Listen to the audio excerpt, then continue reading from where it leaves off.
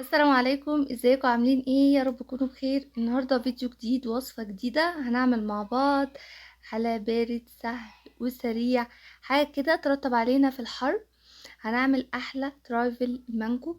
نعمله بطريقة بسيطة جدا بس طعم بقى فاخر كده من الاخر. شوفوا الفيديو للاخر عشان تعرفوا كل التفاصيل والتركات اللي تخلي الترايفل يطلع معاكم بالشكل الجميل ده، وكمان يكون طعمه حلو جدا.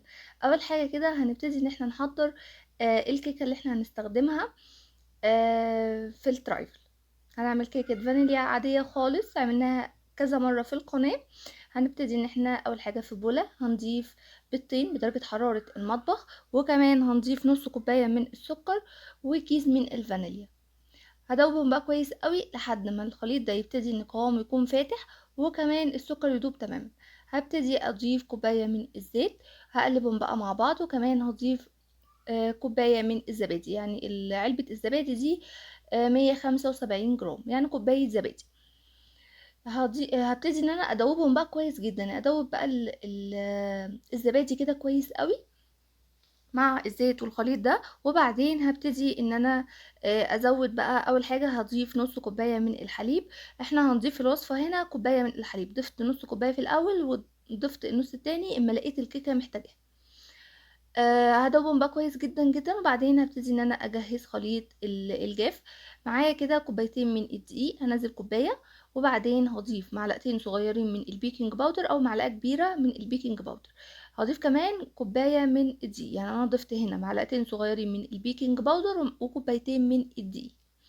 لازم ان احنا ننخلهم كويس قوي. وبعدين هبتدي بقى ان انا اقلب الخليط ده كويس جدا كده لحد ما الخليط الجاف يختفي تماما مع الخليط السائل. يعني اتاكد كده ان تحت في قاع البوله خلاص كده ما بقاش موجود اي اثر للدقيق. بكون بقى مسخنه الفرن على درجه حراره 170 او 180. وبعدين يعني يسخن كويس قوي. بعدين بدخل فيها صينيه الكيكه.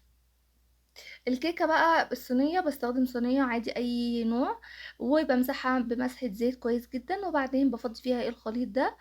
هنا زي ما قلت لحضراتكم انا ضفت في الاول نص كوبايه من الحليب، وابتديت ان انا اضيف نص كوبايه تانية اما لقيت الخليط محتاج سوائل مره تانية. نزلت اول حاجه ربع كوبايه، بعدين ضفت باقي الربع كوبايه التانية. ده القوام المطلوب، يعني ده قوام الكيكه اللي انا عايزاه، قوامها حلو جدا. الكيكه هتطلع فاتحه جدا جدا من جوه وهشه قوي تحفه. وكمان ما زودناش يعني كميه السكر فيها علشان احنا لسه هنضيف لها اضافات تانية. الصينيه بقى ممسوحه مسحه كده كويسه بالزيت، وبعدين ضفت فيها خليط الكيكه. هبتدي ان انا اخبط كده الصينيه على الرخامه كويس قوي عشان اشيل اي هواء موجود فيها، وكمان بعود كده خله او اللي هي عيدان اي عود يعني موجود عندك.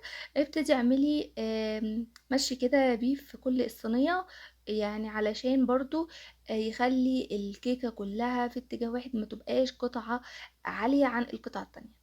هنجهز بقى الخليط كده او المهلبية بقى او الكريمة اللي احنا هنضيفها بقى بين الطبقات. معايا كده انا ضفت نص كوباية من السكر، وعليها 4 كوبايات من الحليب، يعني لتر من الحليب. هدوبهم بقى كويس جدا جدا زي ما حضراتكم شايفين على البارد كده. وبعدين هبتدي ان انا اضيف على كل كوباية من الحليب معلقة كبيرة من الكاسترد. ما عندكيش كاسترد ممكن تستخدمي نشا عادي خالص. وكمان ممكن تستغني عن خطوة الحليب دي وتضيفي وكمان الكاسترد تستغني عنها. يعني بدل ما تعملي كل الخطوات دي هقول الاول هنستخدم ايه وبعدين هقول لكم البديل. يعني هنا استخدمت نص كوباية من السكر، دوبتها مع 4 كوبايات من الحليب، دوبتهم كويس قوي. بعدين جبت 4 معالق كبار من الكاسترد، دوبتهم في نص كوباية من الحليب ورفعتهم على النار لحد ما بقوا بالقوام ده.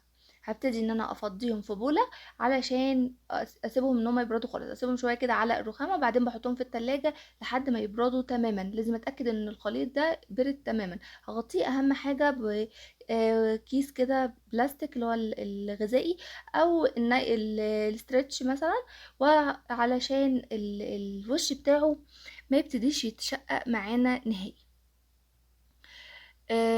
هنا بقى هنعمل الكريمة برضو اللي هي بالكريم شانتيه. معايا هنا هستخدم كوباية من الكريم شانتيه. وعليها كوباية من الحليب. ويفضل انك ما تزوديش الحليب مرة واحدة، يعني ما تحطيش كوباية الحليب كلها مرة واحدة، علشان ممكن الخليط بتاعك ما يحتاجش كل كمية السوائل. ضفت عليهم كمان 3 معالق كبار من السكر، علشان انا عندي الكريمة مش محلاه، يعني غير محلاه بالسكر خالص، فضفت لها 3 معالق كبار من السكر. افضل اضرب لحد ما يطلع معايا القوام زي ما حضراتكم شايفين ده.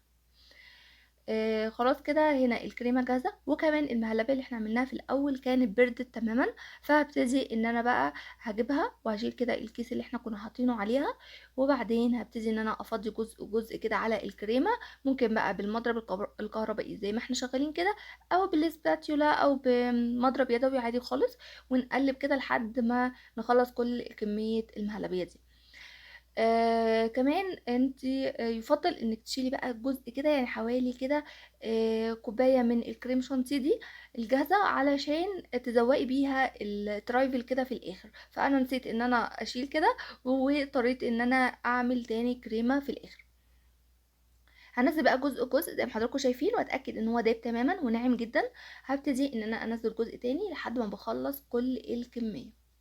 طبعا في الخليط الاولاني اللي هو المهلبيه اللي انا قلت عليها، احنا بدل ما نعمل بحليب وكاسترد والحاجات دي، يعني احنا ممكن نضيف كوبايتين من عصير المانجا الطبيعي، العصير يعني خام، مش ضايفين عليه ميه، وعليهم نشا. نضيف كده على كوبايتين العصير كوبايه معلقتين من النشا، وندوبهم ونرفعهم على النار لحد ما يتقلوا.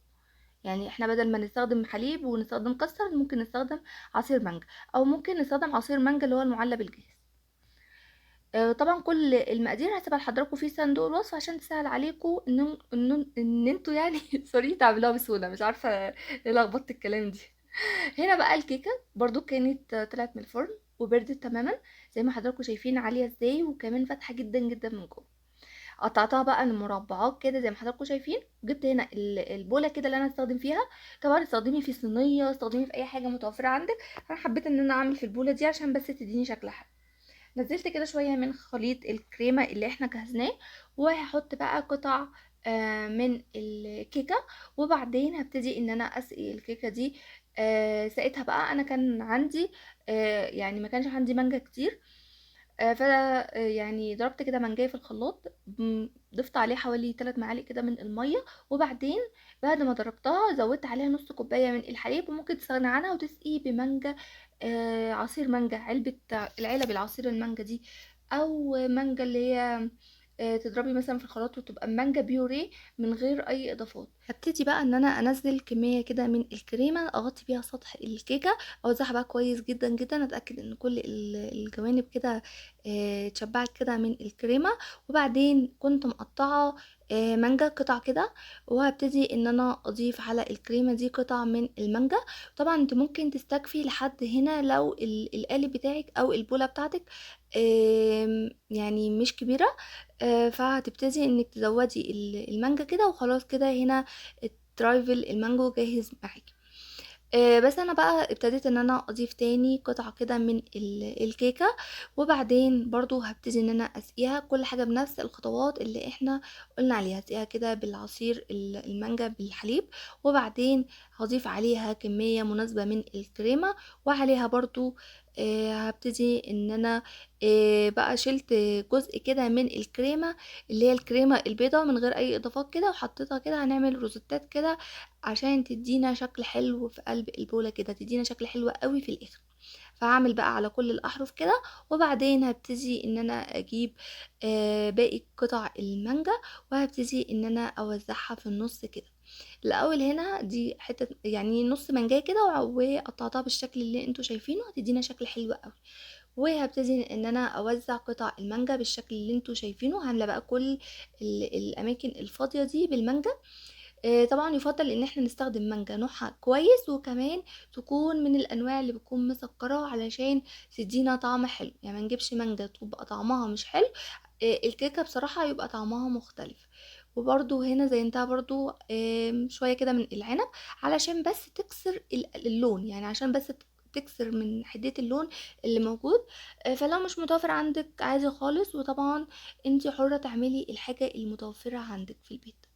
ده شكلها النهائي، شايفين قمر والله العظيم، شكلها حلو جدا، وصدقوني جربوها هتعجبكم جدا جدا، يعني حاجة كده تحفة. وعلى فكرة لو مش حابين انكم تعملوا كيكة، ممكن ببسكوت سادة، وهتسقوه كده في الحليب، او تحطوه سادة زي ما هو، وهتسقوه برضو بنفس الخطوات اللي احنا عملناها. يعني هتسقوه كده بعصير المانجا، وهتبتدوا ان تحطوا كريمه والطبقات زي ما احنا عملنا. شايفين الكيكه عامله ازاي؟ كيكه اهم حاجه ان انتوا تحطوها في التلاجة ساعه ساعتين ثلاثه كده، علشان تتشرب من طعم كل حاجه اتضافت ليها، ويبقى طعمها حلو قوي. الكيكه طعمها يجنن، جربوها هتعجبكم قوي. متنسوش اللايك وكومنت حلو لو الفيديو عجبكم، واشوفكم بقى في فيديو جديد، ومع السلامه.